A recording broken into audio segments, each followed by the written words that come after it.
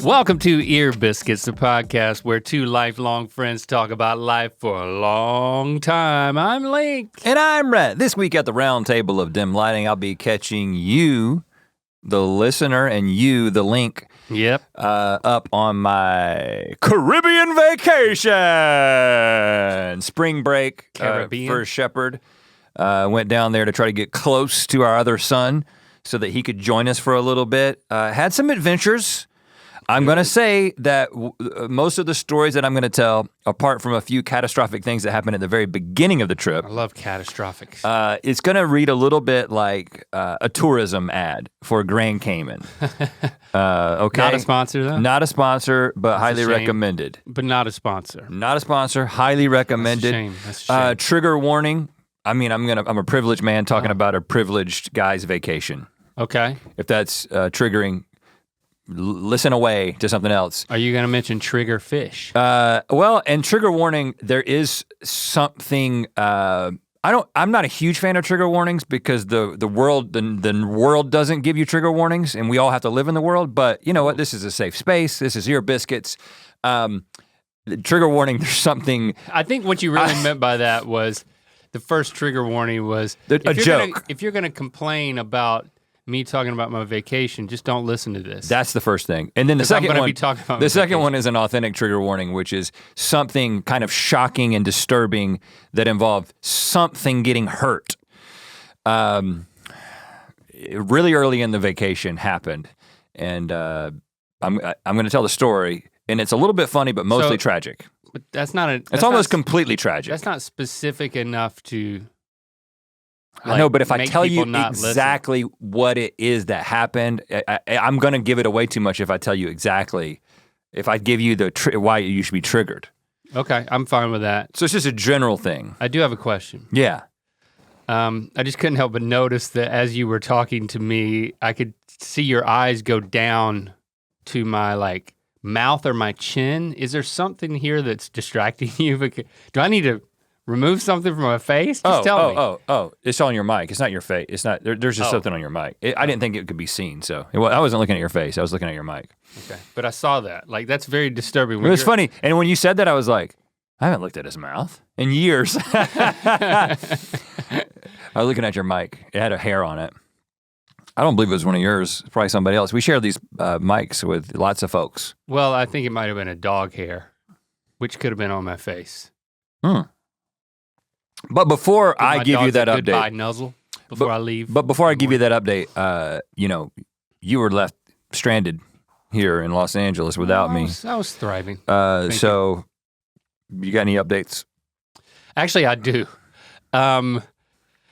I'll spare you having to listen. I mean, you're not going to listen to my solo podcast. I didn't listen to yours. It's totally fine. Of course not. It's totally fine. Yeah. We see each other enough. Well, I'll put it to you this way. I didn't plan it, but at the beginning, I don't know, things just kind of ramped up very quickly, and I kind of went gangbusters.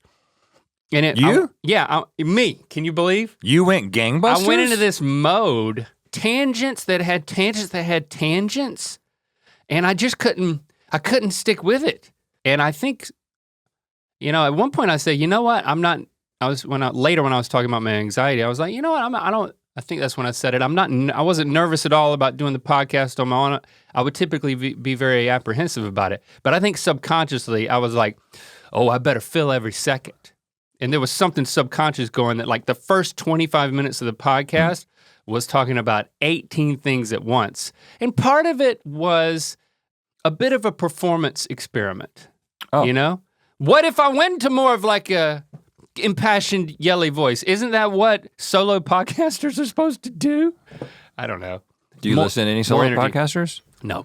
And the other thing was that I guess because I couldn't interrupt you or be interrupted by you, it could happen. No comment. I just thought I would interrupt myself again and again and again. And I think that was kind of part of the bit. Sounds like a pleasure. I hate I missed it. It was kind of part of the bit in my mind, I think, was nobody's here for me to interrupt. What if I just kept interrupting myself? That could be funny. Yeah, that sounds cool. Matter of fact, I think I remember saying on the podcast at the 25-minute mark or so, I was like, you know what? I'm not gonna use my entertainer voice anymore. I was using some voice. Now I'm gonna go back to being my normal self. You used an entertainer voice? That's what I called it. Maybe I gotta listen to this. And maybe I'll carve out something in my schedule. I had fun. I've seen some feedback that people had fun. It was like, what's going on here? But I'm here for it, is what some people said. But yeah, then I was like, all right, let's settle down. Let's get into some realer. I would go into more my actual real mode. Okay. Kind of like what I'm doing right now. This is real mode? This is real mode, homie. All right. So one of the things that I did want to clear up, there was one question about how I deal with anxiety, and I ended up sharing about how I decided to go off my anxiety medication. And as I felt, and I gave all the reasons, you know the reasons because I've told you. Mm-hmm. So you don't have to listen to that. And I basically presented it as I'm seeing it, which is, this is an information gathering exercise. It's not, I'm not saying anything negative about being on anxiety medication or positive about getting off of it. Like it was just an experiment. An experiment of do I still need this as a part of my anxiety regimen, along with the other things, therapy, talking and sharing and getting feedback from trusted family and friends and things of that nature. And I just want to go ahead and give you an update. I'm back on the medication. It's a little weird because I think the way I presented it was, and this is going well. And I don't know if that's exactly I think that's how I came across. And that's what I was thinking at the time of recording that podcast. Now, I'd been off of the medication since, when did we go on that couples retreat? Because I remember it was kind of around that time. Was that February? Early February? Yeah, early February. So I know I was going off of it about that same time, or I was about to. So it's been a couple of months. And I just started observing that I've been really on edge, that I've been really having a difficult time not being reactive, and part of it is, okay, well, is it me just going off the medication? Is this a transition period? And this is some of the symptoms of that. But because it had been a little bit longer, and I just felt like there was this, it wasn't like, the heart palpitations didn't come back. Like that was the thing I talked about as being a definitive thing that that would be an obvious reason for me to go back on the anxiety medication, because it definitely helped with that, and that was easy to measure. But short of that, being more attentive to how my brain is working and how I'm interacting with people, and just having a short fuse, and even throwing a few tantrums, Mm-hmm. Getting mad and kicking stuff, punching a thing. This is not something that I want to be a part of my life. Right, yeah. And I'm like, why? Okay, I'm gathering this information, but am I playing into this trope of well, I'm doing so much better now, I don't need the medication, but it's really the medication that's making me better, right? Very, very common. Very common, I think. I had to find out for myself, and I have. And I was like, you know what? I don't experience side effects of taking sertraline / Zoloft. So for me, what would be the reason to not be on it if I've been experiencing the benefits, and now I actually know that I'm missing those benefits? And I think honestly, there's still this element of, I guess shame is the right word, of oh, you're taking a medication every day to balance your mood or to help with your anxiety. It just seems like I don't know, there is a voice there that's like, yeah, if you were this, if you were just better in this way, then you wouldn't need this. It's cultural. That's what there's a stigma associated with any mental health aid. Exactly. It's just like, if your knee was built a little bit differently and you weren't having this issue with it, you wouldn't need to wear this brace every day. It's like, no one in their right mind would say that to somebody, or should say that to themselves. Shout out to the knee issue people. Oh, I'm one of those. And the other part of going off of it, the main part I thought was the curiosity of it. But I just had to be honest and say there's still a bit of stigma that is still deep within there, that little voice. And you know what? I'm not going to listen to it. So I've only been back on it for like 5 days now. And I am surprised at I won't say it's a night and day difference, but I am surprised with how much I notice the difference, a positive impact. Just my level of positivity and my ability to weather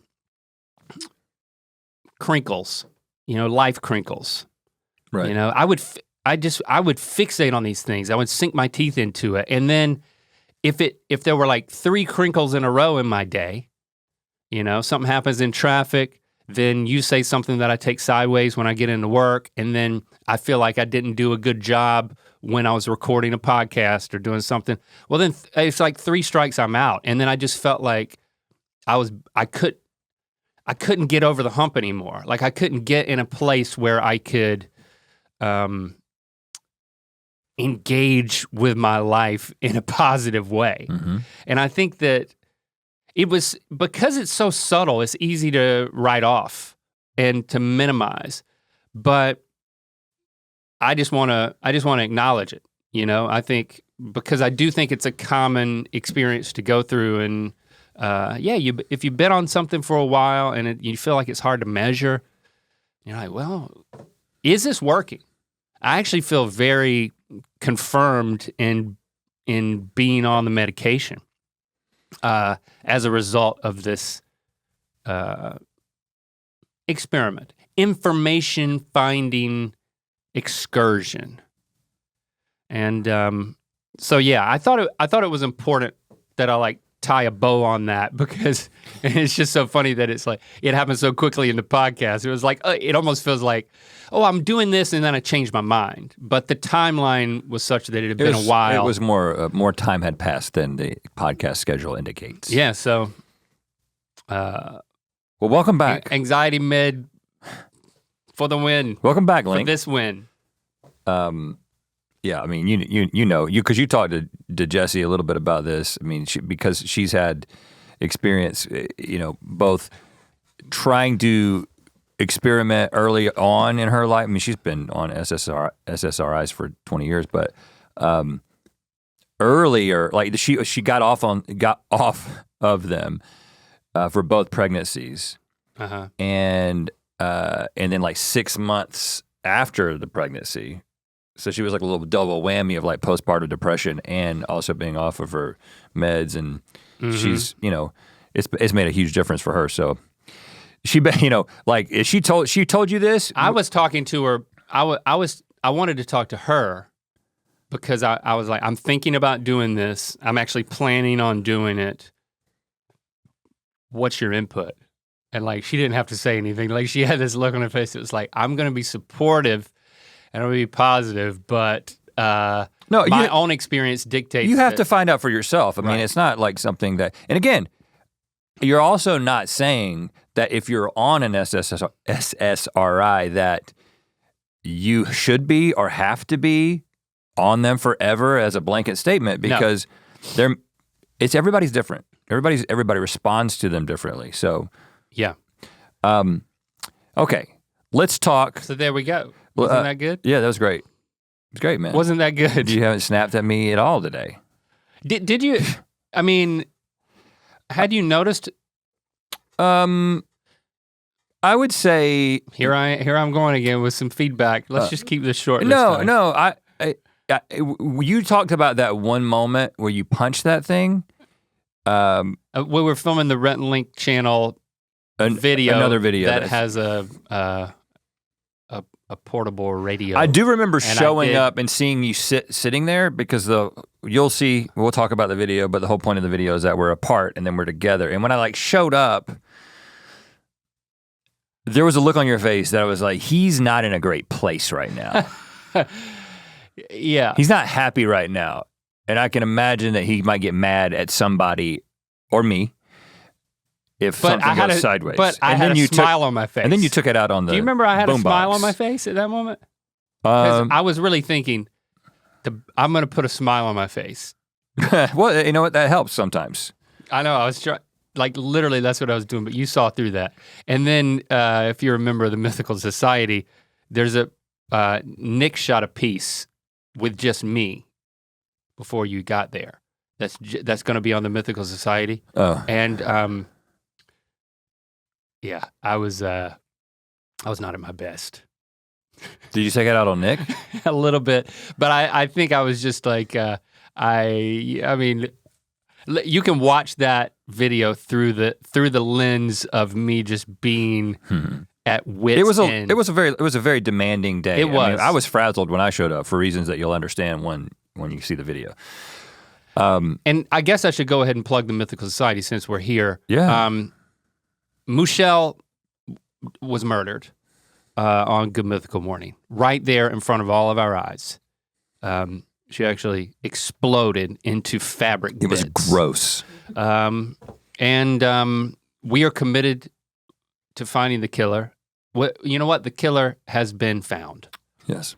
But you've got to be a first, second, or third degree member of the Mythical Society to see the complete documentary of the investigation, featuring true crime, featuring lots of a special investigator named Vinny, who may or may not be played by Jordan. If you're a fan of Jordan, the real person behind Cotton Candy Randy, he is he's the star of this investigation, and he is not the killer.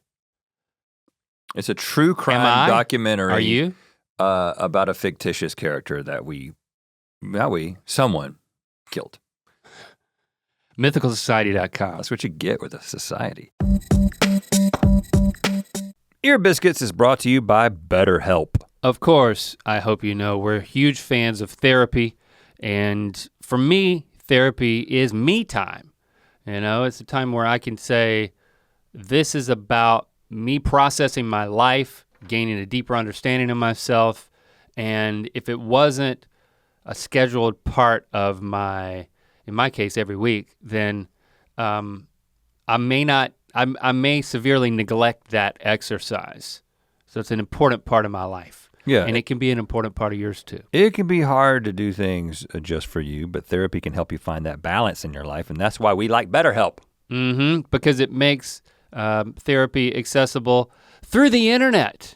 There's so much flexibility to it. I mean, for me, having a standing appointment is so beneficial because I just don't know what's gonna hit me in my life. And then I just know that, okay, I have this place where I can process it. Get things out, work through things. Get things out and just kind of- Instead of let them fester. Yeah.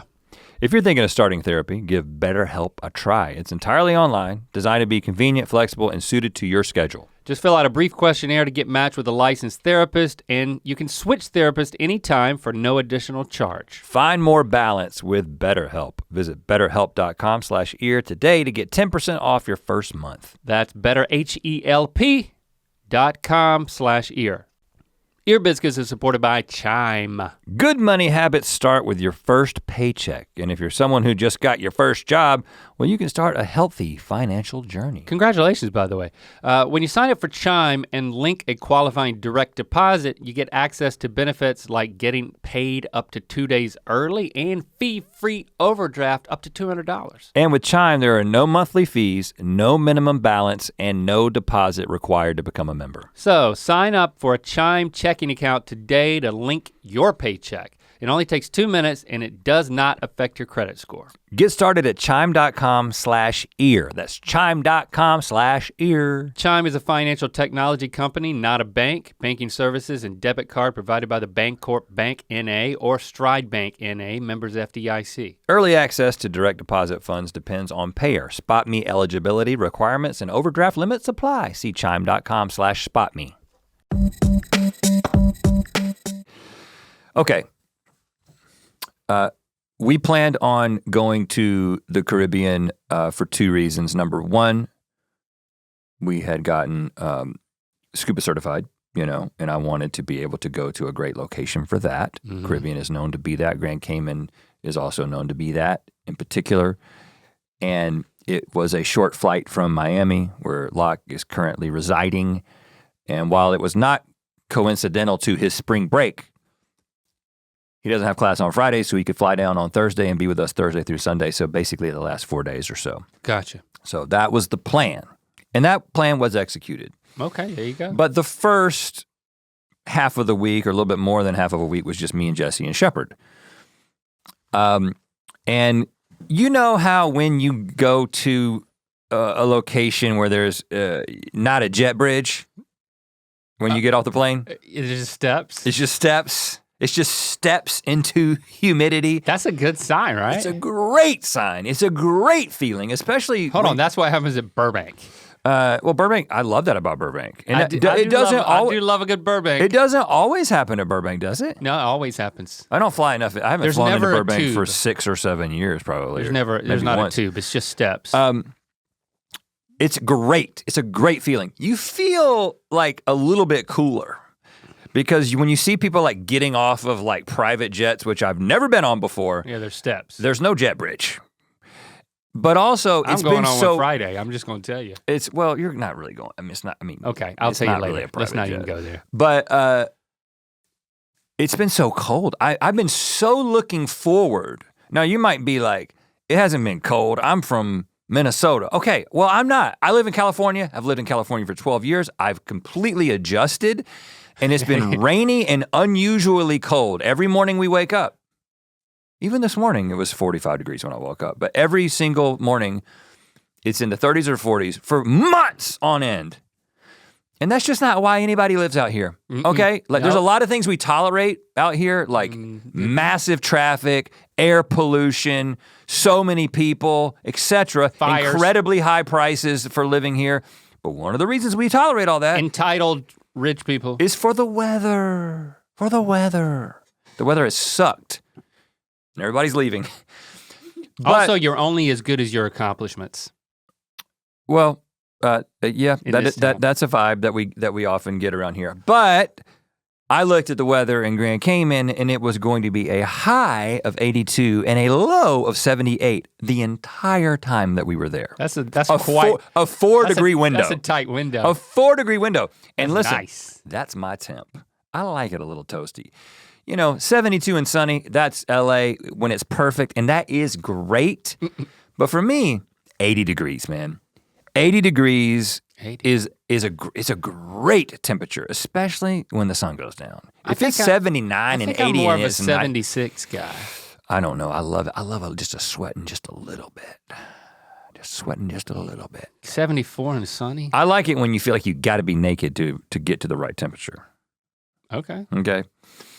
So we get off of the plane, and of course, this is how they do in Caribbean places at airports. There's like a guy on a steel drum outside of the airport. On the tarmac? On the tarmac, under a tent, playing as you get there. Because again, it's about the vibe. It's getting to the spirit of vacation. You're here to relax, or you're here to like shelter some money offshore at a bank.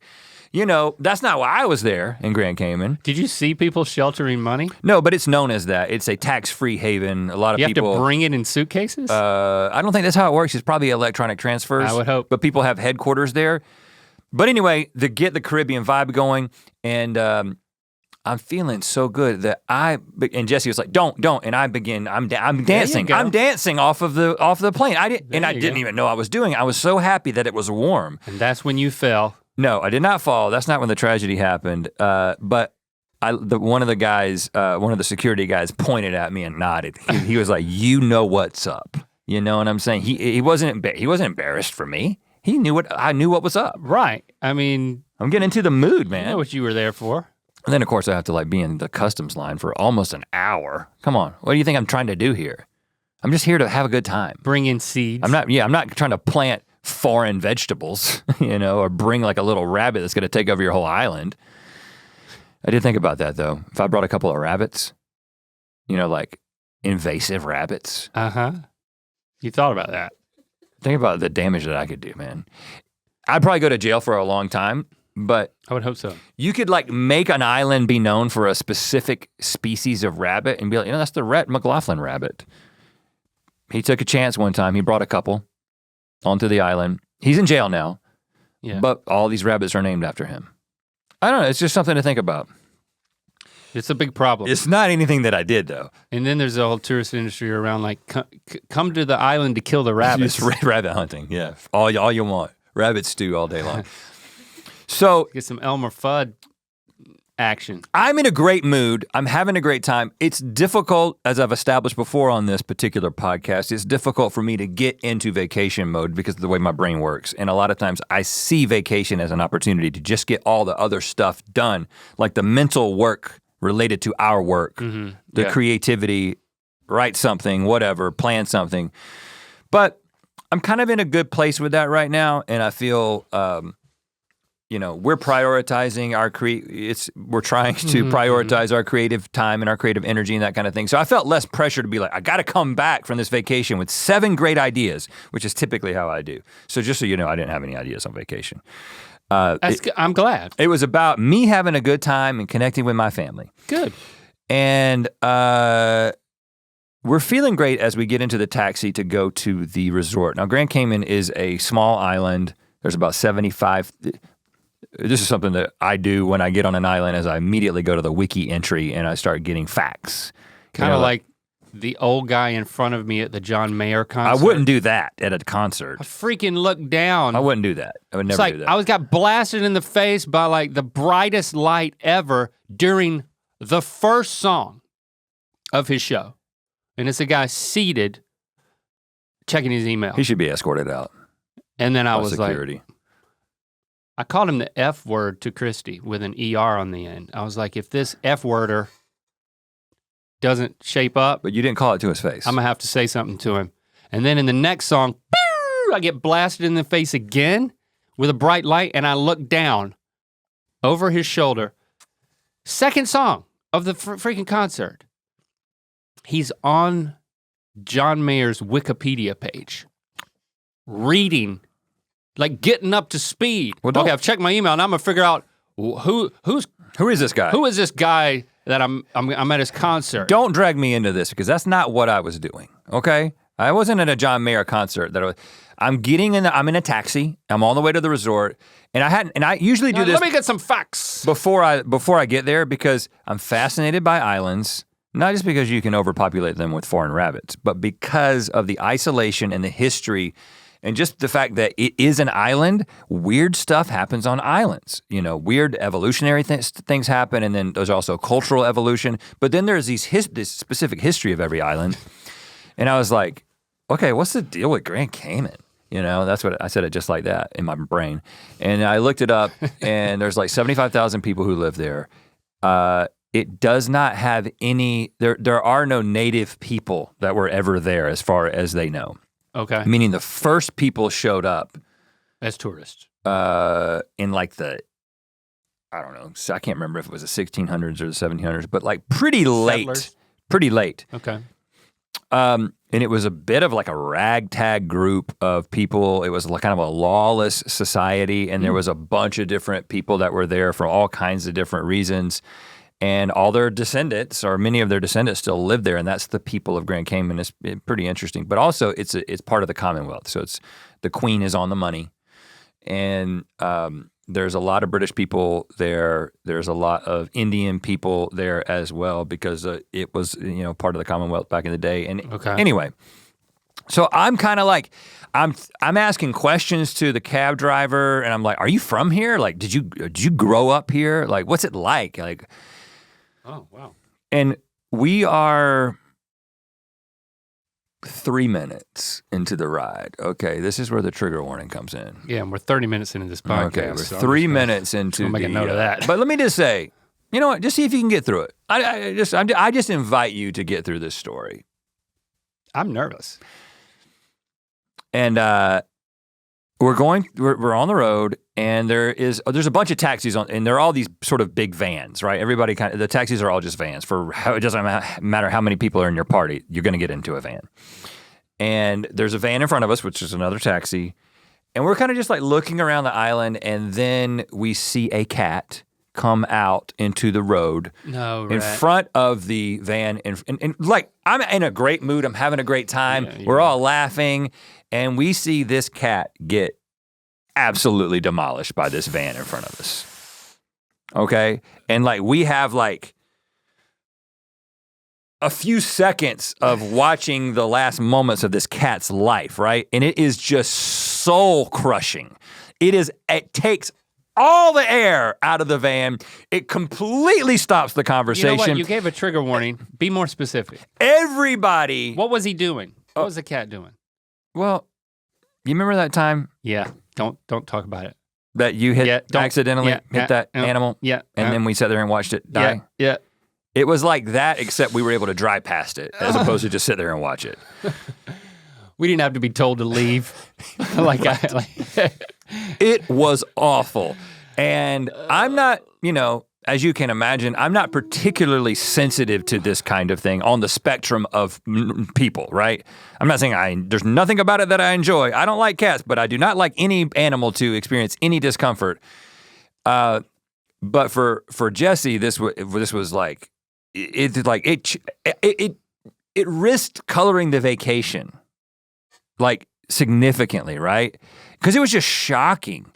And we just sat there in silence for like 10 minutes as we got to the hotel, and I was like, damn it. That was it. I was like, what does that mean? What was Shepard's take? Shepard was in shock, but he also he's like me, and so that he was thinking about the fact that it's so tragic, it's horrible, I can't believe we saw that, but you kind of have to be like, isn't it crazy that just happened? That we got off of we're all excited and this fucking cat gets killed in front of us? You have to kind of laugh just to kind of get through it. And that's kind of where his brain works like mine, right? It's tragic, so so at that point I was like, what does this mean? Let's redeem this with meaning. And I decided that it meant nothing. Oh. I decided that it meant that a cat got in front of a car and got killed. And it's horrible, but it happens, and I don't have anything to do with it, and it's not gonna impact my vacation. It wasn't your car. And then when I showed up at the hotel and I heard some more steel drums, I forgot all about that damn cat. I forgot all about the cat. Well, it wasn't your cat. It wasn't my cat. Honestly, I don't think it was anybody's cat. I think it was the island's cat. You know what I'm saying? There's many of them, there's also lots of chickens that roam free, kind of like Kauai.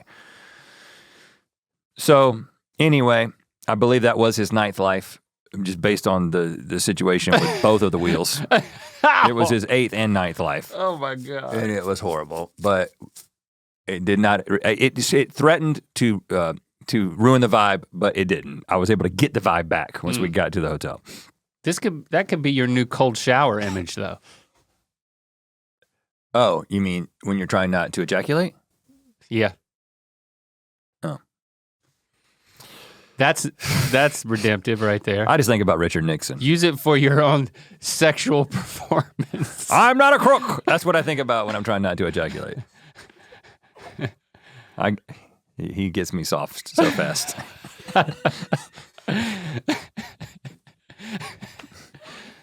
Uh-huh. So anyway, I was now if that starts to change, that's the risk. Hey, that is the risk. Hey, listen, that's a big risk, man. I'm open. I'm fluid, man. If all of a sudden I'm attracted to Richard Nixon, I'll do something about it. What? Don't answer that. So the thing that I was most excited about was the scuba diving, of course. And You're welcome. And it's funny how having something planned on a vacation, I mean, first of all, having something planned on a vacation is one of the ways that I feel secure because of things about my personality, like having reservations at good restaurants, important to me. Having the activities planned, important to me. I'm very much like Stevie in this regard. Stevie is even better at this than I am in terms of like, if Stevie's going on a trip with us, she takes full charge of everything that we're gonna do. It's great, this restaurant. But I'm that person in my family. I'm the planner because I'm in a family of non-planners, and I'm not much of a planner. It's a burden in general, but no, I kind of enjoy it. I kind of enjoy it because I'm like, oh guys, on Thursday night we're going to the highest rated restaurant on the island, and I attach. The rabbit is succulent. I anticipate those things. It just makes you feel like, okay, well, if all else fails, we've got these things that we're gonna do, and we will have had a good time. It's a little daddish, I realize that. But I was thinking about— You are a dad. Yeah, I am a dad. I'm just fulfilling the role. I was thinking about these 2 scuba diving trips. So Tuesday and Thursday, Shepard and I were gonna go on 2 dives. Nice. And as I told you in a previous podcast, I was very excited about the Shipwreck dive, right? Yeah. But we go up to the place which was literally attached to the hotel, the place where you like register. Okay. It was so convenient. The scuba diving place and like water sports place. Just checking in. We want to get fitted for our shorties, or sorry, short wetsuits or whatever. The stuff that your fins, mask, and they're like, "How old is that one, Shepard?" And I was like, 14. He was like, "Well, unfortunately, he cannot go on the Shipwreck dive because it's too deep. As an open water certified scuba diver, age 14, 60 feet is the maximum depth, and you got to. This is a 65-foot deep. 17, you could go. 15, he can go. There's a gradation. Okay. As you get older, you can go deeper. I don't know exactly what that is. I need to look into that, but they're like, it's 14, you can't do this. So I was immediately like, oh man, that first the cat, and now this complication. But I was also like, you know what? We're gonna have a great time. Like all we dove in was California water, which was cold and wasn't that clear. Like we're in warm water, 170 feet of visibility. 170 feet. Wow. It's like in being in air. So I was a little disappointed. Now, the guy checking us in eventually is like, "Why do you look so familiar?" Mm-hmm. And I was like, I don't ever like to be presumptuous, but I was like, "Do you watch a lot of internet videos?" He was like, "Oh yeah, the guys at the desk, the guys at the guys desk. who eat." And turns out a lot of mythical beasts, full-time residents of Grand Cayman. A lot of mythical beasts. We have infiltrated the island, Link. Nice. And I'm not saying that's why the next thing that happened. Oh. But he did call me later that day and say, "Hey, you know what? I think we can do the Shipwreck dive. It's just that Shepard is not going to be able to go into the bottom of the ship. He can go into the top of the ship. Oh, okay. So we'll have to like make some adjustments or whatever." But that was the Thursday dive, right? That was the Thursday dive. So I'm going to show you some video. This is going to get very visual and interactive. For those of you just listening, this is why you might skip over to YouTube. You might want to go to YouTube and watch your Biscuits channel. But I took this. Don't get too excited. I mean, this is my first time. This is my first time. Like recreational diving past my training, and I'm also trying to be a diving cinematographer with a camera that I just bought. But the way this thing works is it's a 360 camera inside of a dive case. So because it's in the dive case, like you're gonna see there's this thing on the screen where it's like the bottom of the camera. And then I had to put it through software where I select the 16:9 frame that I actually want to display on my computer. Right. So that it kind of will be making some choices. It's cool, you don't have to point the camera at the time, you decide what you want to, so to speak, point it at. Yeah, in the first dive, I just left the camera on the whole time. I learned my lesson. That's too much footage. It's like 45 minutes of footage. So I did do the work. So I'll just show you. I'm gonna start. The first dive was just a reef dive, right? Okay. So there's nothing too special here. This is just a moment in which we encountered a turtle. As you can see, what is that thing? I've got the thing floating. So it's on a thing. It's just on a tether floating, right? Oh, so that's the bottom of the case. And so I started the video like this to show you. Now I'm saying, I'm gonna grab this thing, and here's this turtle that you can see right there. Everybody's like, there's a freaking turtle. And of course, this is like the whole group that we're diving with. And then in the software, you can actually track the turtle. So you can just make the turtle be the center of the screen, and then as long as the turtle is there, it'll keep tracking them. I don't know exactly what that was, where it zoomed in for a second, because I don't quite understand the software yet. But this was pretty much the most exciting Shepard thing. In front of you? No, Shepard is. With all that hair? No, Shepard is over to my right. You might see him in a second. So not much to see there. You can kind of see, it's pretty clear. It's beautiful. But this was just kind of like adjusting and getting into the groove, right? Then the guy was like, we're actually, for our second dive, we're gonna go to a shipwreck already. We're gonna go to a shipwreck. Oh, okay. And so this shipwreck that you're about to see, I can't remember, honestly, I can't remember the name of it right now. I wrote it down somewhere. It's in my dive log on my dive computer. Mm-hmm, mm-hmm. But this is a shipwreck that has completely disintegrated. And I'm gonna basically— So it's like pieces on the bottom. The whole thing is just disintegrated. This is the uncut video, so I'll just kind of scrub through. There's the engine right there. There's Shepard. Shepard having a great time. Not to touch this stuff, or? Basically the guy was just like, just watch yourself. But then you can see the stern of the boat over here. Look, the stern of the boat, there's Shepard. The stern of the boat is over here by itself. And this is pretty cool. So one of the things that— What kind of boat was this, do you know? I think it was just like a fishing boat or whatever. Okay. So as you can see, like we're going up here to the little holes in the boat. See, I'm just kind of teasing you a little bit here. Like this is what it looks like to be on the outside of a shipwreck. That's cool. But you can see how the camera adjusts once we put it in through this hole, like how it like adjusts to the light, and you can actually see, you'll see in a second as it adjusts, and like, we're inside of a boat there. Now you can't go inside this, right? But over here outside of the boat, there are these bicycles. Bicycles on the floor of the ocean. And the guy said that the reason there's bicycles on the floor of the ocean is that there was a time in which people who were divers or dive instructors on the island would be leaving, and they would ride, they had their bikes that they had been using to get around, and their diving equipment and stuff, and they would they would throw their bikes and stuff off of a ship as they were leaving because they didn't need it anymore. Well, that sucks. And so they're just on the floor of the ocean.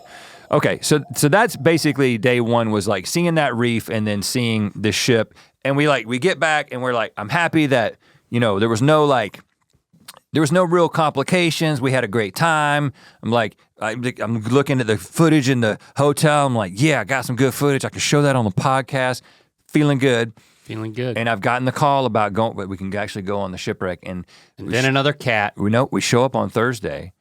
And you know what? I'll tell you another. There was something else that happened that was a little bit negative. Yeah, good. Okay, and that was actually the I need you to complain a little bit more about your vacation. The Monday before the first dive. I forgot about this, but this was another sign that maybe things could go wrong. So Shepard and I were just getting started, and we knew we were looking forward to the scuba diving. But there's all the water sports right there on the beach, right? And I'm like, yeah, all this stuff is free. You can just you can paddleboard, you can snorkel right here out next to the resort. Mm-hmm. And he's like, Dad, I want a jet ski. Oh. Can I jet ski? Can we jet ski? And I was like, we'll jet ski tomorrow. Because I think this is actually Sunday. So I was like, yeah, we'll jet ski tomorrow. Hey, like we're just getting like, hey, just calm down a little bit. I was like, let's go snorkel at this spot that these people have told us is like a 10-minute walk down where it was more of a reef. And so first of all, like there's a little bit of like teen upset coming from Shepard about not getting to jet ski today, you know? And I was like, dude, come on, don't be an ass. Like you don't have to jet ski right now. Let's have a good time. And so then we're walking, and about, I don't know, a minute into the walk, my knee really starts bothering me. Oh, your knee. You're a knee person. I've got bad knees in general, tall guy stuff, but wear a brace is fine. The left knee, my right knee is the one that I hurt multiple times and also like screwed up while skiing and has tendonitis, but my left knee hasn't been bad. But then when I was scuba diving training, and I tried to get out of the water on those steps in Catalina and realized, holy shit, this stuff is heavy. Yeah. I put all my weight on that one leg and was kind of in this squatty position, and like my knee started hurting, and it's been a little bit, it's not bad, it's just been a little bit off. But you know how when you're walking on the beach and it's kind of sloped and you're walking uneven and it's sand. It's like hard but soft and. Yeah, it's a beach, I've been on it. And it just like something about that exacerbated my knee. And so then I'm starting to get a little upset. And I'm also a little upset because Shepard's a little upset with me for us having to walk to this thing instead of jet skiing right now. Okay. And I'm like, my knee's hurting. We got to get to this thing. And then I'm like, I don't even know where this thing is. They said it was the governor's beach where the thing was. It's like, where's the governor's thing? And he's like, I think it's right up here. I was like, listen, let's just turn around and take a cab. So now we walk back, my knee's hurting, and we get into a cab, and the cab drives us basically like 20 feet from where we ended up, just turning around.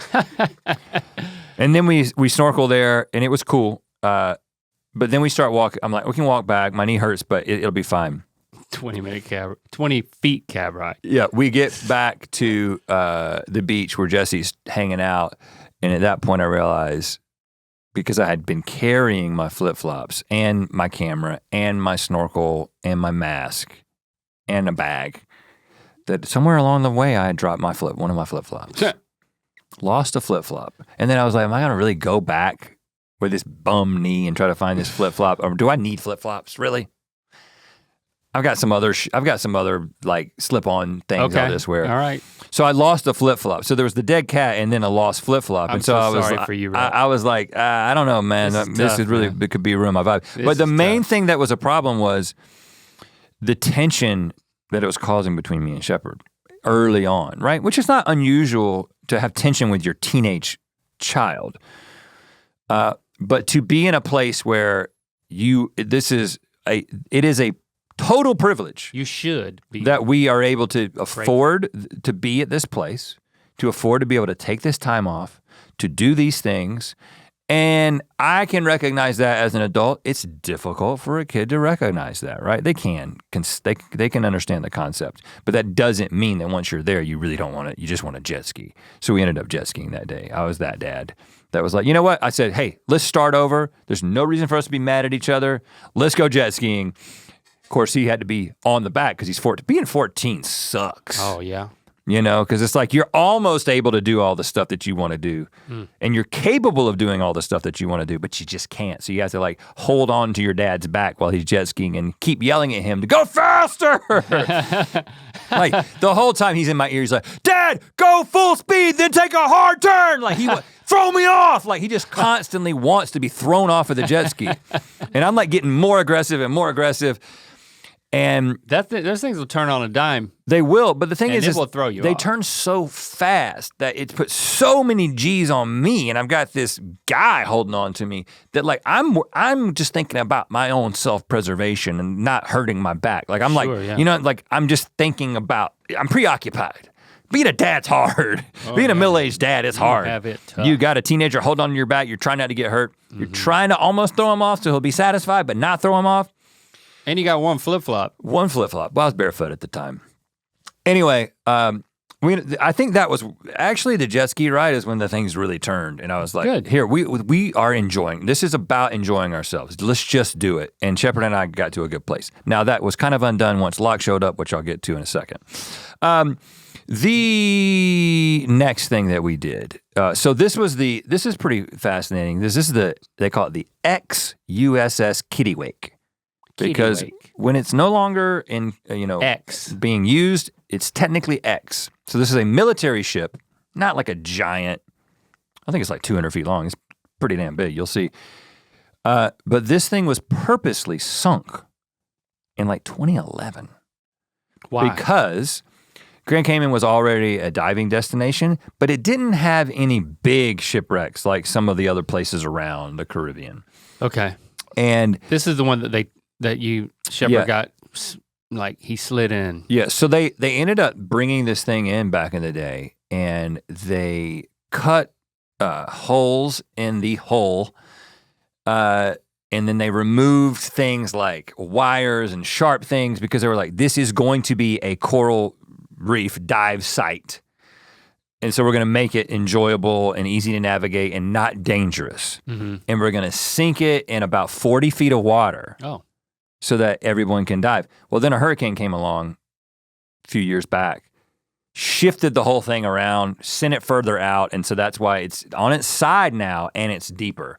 And that's why, but you can kind of see, I'll show you, this is just what it looks like coming up to it. So this is a big boat. That's the front of it, of course. Oh, it's kind of on its side, but not. Yeah, we're looking at the bow. Is that the bow? Is the bow the front? The nose, the front. I think they call it the bow. The stern is the back. That is pretty There's big. Shep right there. And you can see see that hole? This is where, and Shepard wasn't allowed to go in there. Now the other thing that happened on this dive is that when Shepard got into the water, he realized that his BC, his buoyancy compensator, you know that, you're also a dive guy. Mm-hmm. His inflatable vest. Was leaking. Oh. And they made him come, so he wasted probably like 500 PSI dealing with this thing. Now, kids typically use their air very quickly because they breathe fast and they're darting all around. Mm-hmm. So it ended up being the case that the guy, and then of course you're doing your thing where you're telling people how much air you've got. We were at the end where we were about to go into the thing and basically Shepard was down to like 600. So we had to go, but I was like, all right, we got to go, but I'm going to, I can't do this. So I told Shepard, I was like, hold on 1 second. And I was like, I got to go into this thing. So I did this. So you went through the hole. Yeah. In the hull. Yeah, so you'll see once it adjusts here, the light. Oh man, that's cool. So you can see they just cut, it's just like, you could go down that, you can go through, like I want to go back because there's like 4 levels. I thought at a certain point you got to get a special certification to do.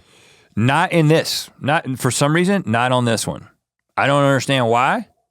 Oh man, and then look, there's like the top of the boat. The top of the boat. There's actually, I was like, I don't want to, let me see there anymore. I'm gonna go through here, no? So, I would love to do this because this is reminiscent of all of our exploring in the woods, and you'd like find a house or an abandoned barn or silo or something, and then you're just kind of exploring. I love the idea, the practice of exploring abandoned things, and to be able to like fly through it. It's like flying. Yeah. The great thing about it. I have not done any type of wreck, so I've been where some of the best wrecks are in North Carolina. Caves. But this is a great one because of how big it is, and it's like I definitely want to go back where Shepard can go from the bottom and we're like more relaxed. But so we come up, have our hour on the surface, and then because you have to have your interval period so that you don't get the bends, and then we went back to the dock. Pawson, another shipwreck. He was like, it's a 2 shipwreck day, and this is the one that we were able to go inside. This is a smaller shipwreck. And of course, so there's coral and stuff growing all over this, so it becomes like a habitat. Yeah, so you can see this is a for real shipwreck. Now it's smaller, but it's actually like, it was not planned. This is just a ship that sunk and it's still there. So it's got, and it's fallen apart quite a bit, and it's got stuff hanging all over the place. Were there any toilets, stoves, or you think? I don't know, the stuff that you have in a ship, like I mean, you can see what they're sailors' nudie posters. No, I mean this thing's been there forever. You know, so no, I want to show you the coolest video is this last one here of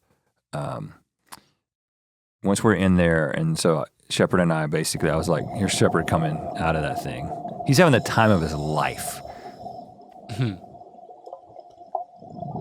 You know, because it's just like, He's swimming hard. It's so cool to be, to access something. It's I don't see any other divers at this point. Where are they? I killed them all. No, they're outside. For some reason, me and Shepard were always the last ones, like the first ones to go inside and the last ones to leave. I was like, I don't understand what the deal is. It's like, I'm having such a great time in here. People get bored. It was also new to us, you know. But so Shepard goes through here, and you'll see this is a cool shot of me going through, and you kind of get I've shown this to a couple of people who are claustrophobic, and they get a little bit freaked out, and I guess I'm not claustrophobic because I feel like I'm in something that I shouldn't be. I'm accessing something that I shouldn't be able to. That is pretty tight. Oh, it's like you're in a crawl space. It's getting shorter and shorter here. Oh, wow. And the cool thing is, it's almost like a buoyancy obstacle course because you control, it's not just swimming up and down, but you don't want to swim to move up and down. You want to use your buoyancy control, you know, and if you get good at that, you can. And it's actually your breath. You can save your breath or just use your breath as buoyancy control. Yeah, so I once I get to a certain depth, I'm just using my breath to go up and down very slowly. So anyway, it was incredible. I mean, we have to go to Shipwreck, man. I think there's shipwrecks that we can go to in California. I totally want to do it. You plan it, I'll be there. Yeah, we gotta start doing some, like, there's so many locations around the world that have these incredible sites, man. We gotta I don't want it to be the kind of thing that Lincoln wants to, he's thinking about majoring in psychology, going off to college in the fall. And I'm like, you should be a scuba dive guy around the world. That's what you should be. You should be a dive master, or you should be a world traveling. I had this conversation with dive guy, so that then I call you up and I'm like, hey, where you at now? I'll meet you. It's some exotic location because it's your job and I'm just coming to visit my son. That's not how parenthood works, though. They won't do what you ask them to do. Because I said the same thing to Shepard, right? So Shepard, you know what you should do for a living? Scuba dive. No. I just asked Shepard because we got to know the guy who was the captain of our ship both days was an Irish boy from the homeland, and he. I was just first of all, he was very into NBA basketball, like he knew everything about every team and every player. Like I was just like, that's strange. I don't know how it came up. I just said something. He asked me, I guess, if I play basketball, and I'm from America, and I was like, no. But started talking about the Clippers and the playoffs, and then all of a sudden, he gave me so much more than I needed. Oh. But one of the things I did get, besides all the sports information, was the fact that he had lived in Thailand as a dive instructor for 6 years, and then he had been in Cayman for like 5 years. Mm-hmm. And this is what the dude does every day. I mean, of course, everything gets boring and everything is right. You got to put up with these like. But he's leading the dives. Like he's doing the dives every day. And I just asked Shepard. I was like, would that be fun for you to like, at least for a little bit in your life, to like, be like a dive instructor in a location like this? And he was like, I don't think so. I was like, let's go jet skiing. Faster. You want to be a jet ski guy? You want to be a professional jet skier? You don't want to be a jet ski guy. So Thursday night, Locke shows up from Miami. Okay. And of course, we're all happy to be together as a family. You cherish these moments of all four McLaughlins being in the same place. But it can be the case that the family dynamic that you unintentionally established is reestablished sometimes when they're all together. And in particular, the dynamic between bros. So there was a couple of barbs that were thrown. I mean, first of it was great. We had a great time. We went out to dinner. because the sunsets are so beautiful, lots of the restaurants are like set up so that you can like eat and watch the sunset at the same time. I mean, it was incredible, right? We're having a great time. Yeah. But then I was like, hey, cat runs by. Night swimming. We got to do night swimming. Ever since we did night swimming in Miami all those years ago for the Nerd versus Geek shoot, I've had this obsession with trying to recapture the perfect night swim that we had. Okay. And the perfect night swim can only happen in a place that is warm. Oh, yeah. And the water is warm. Of course.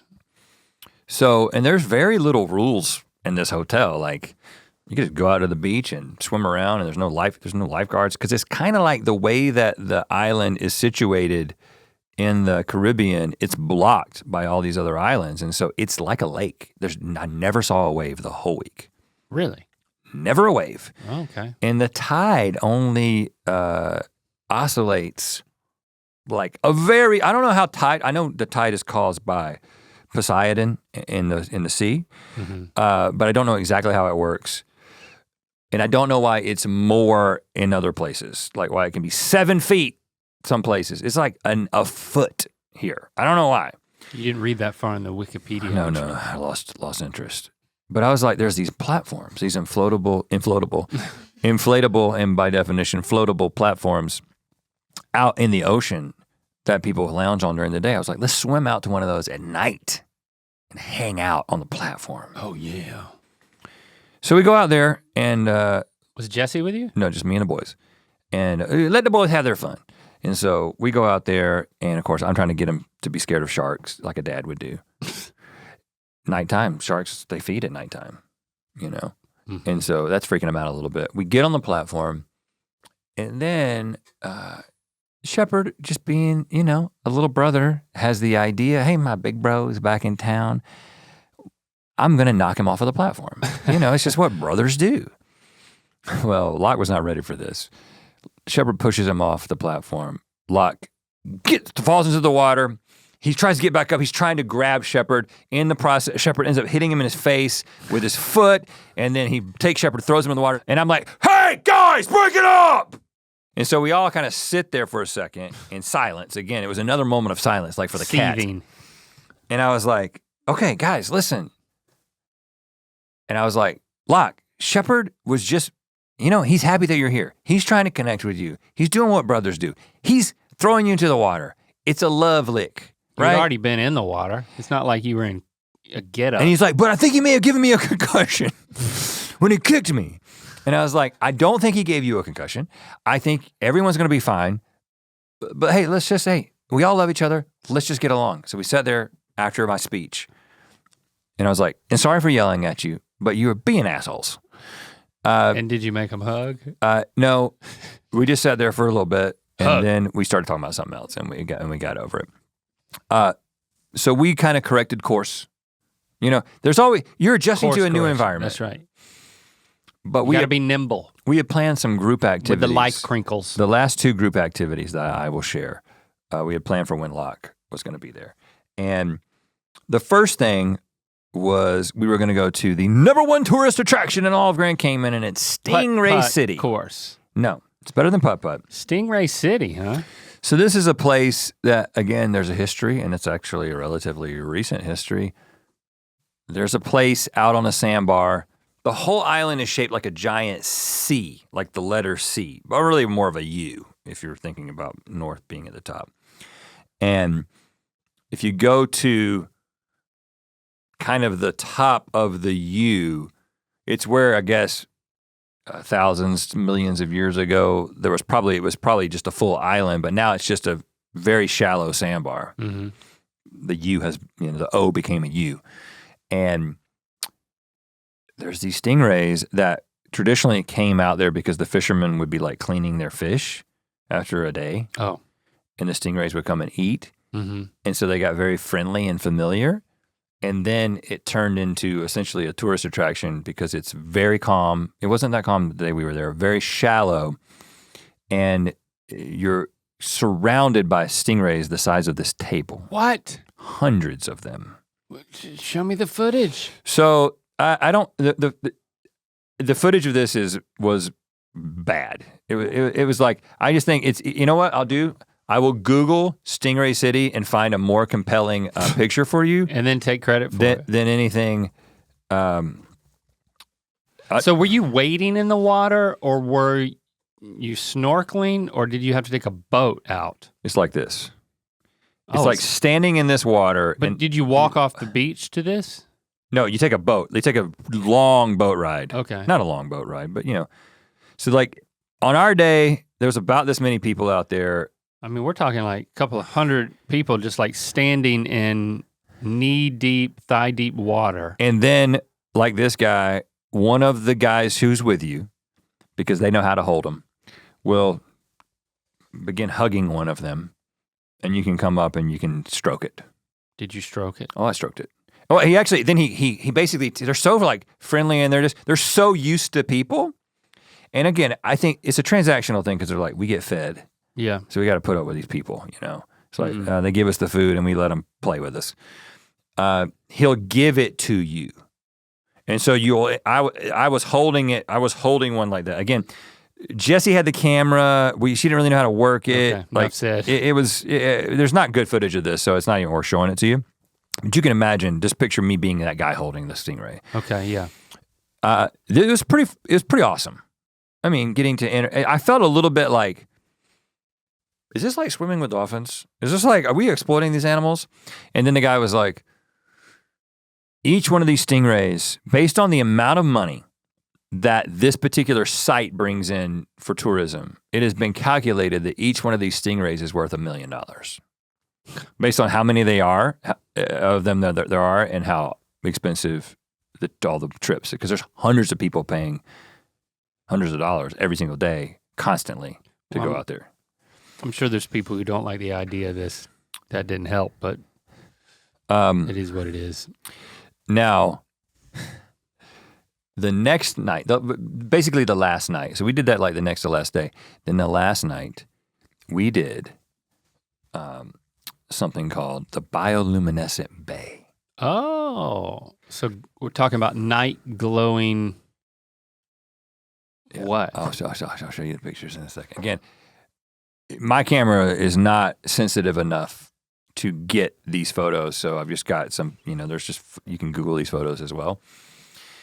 But basically, this is some rich dude a long time ago in the 80s dug out a lagoon on one part of the island. And so it's like a man-made circular lagoon with all these really nice properties around it. Fresh water. No, it's the ocean. It's like inside of a bay. Okay. And then they created a bay inside of this bay. Gotcha. Sure, it caused great environmental damage, but it was done 40 years ago, so now people just live around it. And then the hurricane that came, another hurricane, brought a bunch of sand into it and created the perfect conditions for it to be just shallow enough and also isolated as this lagoon kind of, it's connected to the beach, but like, I don't know, this life, this bioluminescent, these little organisms, which the guy said what they were, and I'm sure you can look it up. I can't remember the name. There's like 1 million of them in a cubic foot of water, and they don't even really understand how it works, or they understand how it works. They don't understand why, when you agitate them by moving your hand through the water, it lights up. What? Oh my gosh. So, and by the way, so Jesse, so it's like this is dust. all four of us. It looks like light dust. Yeah, and see this right here, like where you wear a mask, and you go under the boat that the guy brings you out on, because it's even darker under there, and you like put your hand under the water, and you put your face under the water so you can see it, and you can like see individual little things. Like I would just take my finger and just go like this, like really, really move it, and there'd be like 5, 6, 10 of these little light things, and you go, whoosh, and then it was like they would explode into light. It was so crazy. I was like, and I felt and you were holding your breath. Like such a great dad. Oh, you did? When the boys kept saying, "This is the coolest thing I've ever done." Like they were just, and this last night. There you go. Coolest thing they've ever done. And highly recommend that. And then a cat swam by. And then we took no cats. Then we took a taxi to get some jerk chicken at this like barbecue stand on the side of the road that was hard to find, but it was like, everybody's like, you got to get the jerk chicken from this place. Oh. We wrapped up the evening. Did you? So you had the bioluminescent stuff on your body. Did you take a shower? That's not how it works, man. You don't know. I'm sure there was some of that stuff was just stuck to you. But some of those beans. Just like but there's all kinds of stuff in all kinds of water the time. I know, but did you shower? I took very few showers. So that's a no. I think I took 2 showers in 8 days because it's beach, but I got beach bod. You know what I'm saying? That's not what beach bod is. Beach bod is not a non-showered person. Well, as a matter of fact, because of my long hair and Shepard's long hair, when his hair is even curlier than mine, I did very little hygiene because I was like in the salt water, in the sun. It was wonderful. It's good for your skin. I did a little hygiene. And nobody complained. My wife didn't complain. I mean, I wore deodorant and I showered like at 2 intervals throughout the thing. Are you saying that if you go on a beach vacation, you shower every single day? I mean, there's a lot of people gonna be with me. You come in off the beach, man. Yeah, you're gonna shower off the sand. And the salt water. No, I would get under the shower next to the beach. You would to get the salt water off. Okay. All right. But I wouldn't I'm gonna go up to the room and put soap on my body right now. I was like, I don't see the point. You know what I'm saying? All right. Except like twice. When you went through customs, did you tell them about the bioluminescent beans that were all over your body because you had not No, they're prepared for that. Here's the thing, is I noticed my hair was getting really matted. Not matted, but like, oh man, boy, when I get back home, I'm really gonna have to spend some time with my hair. It's like sometimes you just don't wanna take the time in the middle of the vacation to take the 45 minutes that it'll take to brush out your hair in the shower, like with the conditioner in it. And I was like, I'm on vacation, I'll just let the knots continue to form and then I'll just worry about it when I get home. And it ended up not being that big of a deal. For Shepard, whose hair is curlier than mine and who apparently had adopted the same approach, he got home and started to investigate his hair. And he basically was like, dreading up in certain places. And he said that he flipped a coin. And this is how 14-year-olds make decisions, I guess. He said, if heads, I just wash my hair and get the knots out. Tails, I cut my hair. Okay. And it was tails. He cut his own hair? So Jessie got home, she sees a bunch of hair in the trash can. And she's like, I don't know if that's Rhett's hair or Shepard's hair. They're pretty similar. I guess time will tell. And then Shepard came downstairs and she said, when he came downstairs, he looked like, the way she described it was a 50-year-old woman. It was kind of like just a big globe of hair. He had cut the back and the sides, but left the top, and it was very globish. And she's like, oh gosh, Shepard. Globish. So she ended up salvaging it. And it looks good now. I think you saw a picture of it. It looks great. I think it's an improvement. I can see his face most of the time. I appreciate being able to see, you don't want a teen that just looks like a cartoon character that has their hair in their face the whole time, which is what he had become. And of course I didn't say anything. He can do whatever he wants to with his hair. And he can have the biggest possible jeans he wants, because that's the thing that's happening now. But so yeah, it was salvaged. She's got a little mini mullet kind of thing happening. So all said, not a great start, but a great landing, a great finish. Locke was, right before he got on his plane back to Miami when we were at the airport, he apologized to Shepard. He said, I love you. I'm sorry for kicking you. We had a big group hug. Okay. I think you know what? I'll close by showing you this picture. Oh, that's a good ending. The 4 of us took together. You took a selfie while hugging? At the airport. Hey, can you take a picture of my family hugging? Yeah, you. We hugged, and then That's nice. And then nice. I got a little picture. Yeah. The 3 of y'all boys look dirty. Y'all need a shower. That's just what I'm observing. What do people do before showers? They got into the nearest body of water. Dude. Baths. I think tubs. I think a body of water. I like the salt on my skin. I like what it does to me. It dries it out a little bit, you know? When in doubt, it's clean. Salt's break the clean, jet man. ski out. I'm glad you made it back. It's wonderful to be together again on this podcast. I got a rec for you. Rec, baby, 1, 2, 3, 4. You know what? I'm just gonna rec the last TikTok I watched before we did this. I don't follow this person. Okay. But this video comes up from the Daily Victorian. She said, there are 5 things. First of all, the Daily Victorian, she's doing yoga. They didn't do that. While she's doing yoga, she's telling you 5 things to make you cool in conversation. But it was basically like tips to be more socially aware in group settings where conversations are happening, like conversational techniques. Oh, cool. The description says, for my fellow mirror balls. I do not know who mirror balls are. I don't think I'm one of them, but maybe I am now. That's a Taylor Swift thing, right? No, I think maybe it's a yoga person thing. I have no idea. Okay. Jenna also has no idea, which makes you feel better. So the Daily Victorian told me that you can be the you were saying person. If you're in a group setting and then there's like somebody's telling a story and then it gets sidetracked and other people start talking, you can be the cool person who's like, Jasmine, you were saying, and then let them so you're the person who like, if somebody's telling a story and it gets sidetracked, sometimes it never gets back. So being that person who's sensitive, and I'm always looking for ways to improve my social acuity. So for me, I'm gonna try to be the you were saying person. I could also be the stay with me person, which if somebody's telling a story and then people start dropping off, you can be the person who stays with them. I'm with you. Finish your story. Yep, that's good. That's good. That's good advice. Yep. There's also the to be fair person.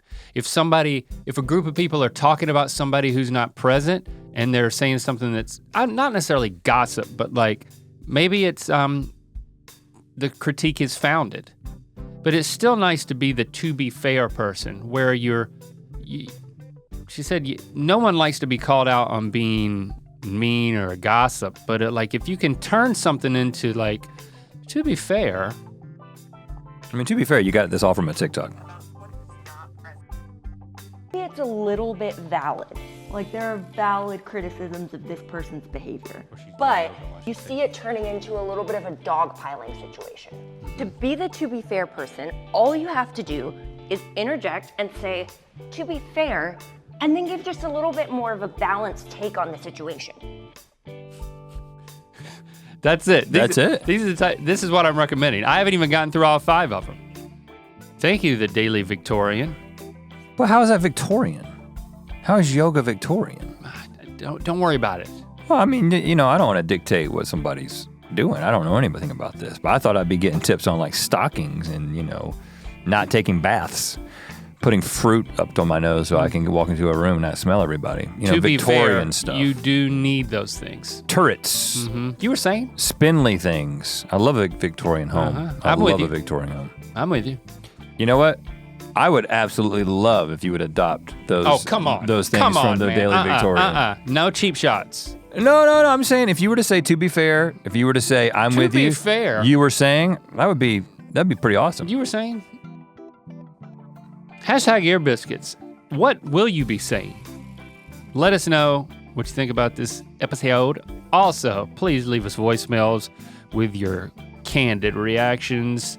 1-888 Earpod 1. Bye. Hey, Rhett and Link. This is Tegan. I'm 20 years old, and I've been a long-time watcher and listener of the podcast ever since like 2014 or whatever it started. I just wanted to call in because I heard what Rhett was talking about how the podcast has been good at maintaining the friendship between you two. And recently I've started a podcast with my brother, and he goes to a different college, and it's been really nice to connect And I totally relate to what Rhett was talking about, and it's been really nice. So I just want to thank you guys for inspiring me to do the podcast in general. Love what you do. Bye. To watch more Ear Biscuits, click on the playlist on the right. To watch the previous episode of Ear Biscuits, click on the playlist to the left. And don't forget to click on the circular icon to subscribe. If you prefer to listen to this podcast, it's available on all your favorite podcast platforms. Thanks for being your mythical best.